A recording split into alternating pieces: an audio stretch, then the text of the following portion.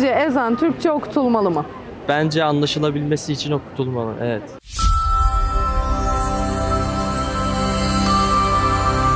Evet, okutulmalı. Hiçbir mahsuru yok bence Türkçe okutulmasının. Zira birçok batılı dinlerde orijinal dillerinden çıkıp kendi ülkesinin diline çevrilmiş zaten dinler. Arapça da buna tabi olabilir, daha iyi anlaşılır. İnsanlar ne okuduğunu, ne dinlediğini daha iyi bilir. Türkçe okutulmamalı. Neden? Neden? Çünkü bizim dinimiz İslam dini. Biz de İslam'a göre hareket ederiz. O yüzden okunmamasını isterim. Hayır. Neden? Yani çünkü zaten bu ilahi bir şey, kutsal bir şey. Buna biraz saygı duyulması gerektiğini düşünüyorum ben şahsen. Ya bence, ya sadece bence değil de diğerlerine göre de bence okutulmamalı ya.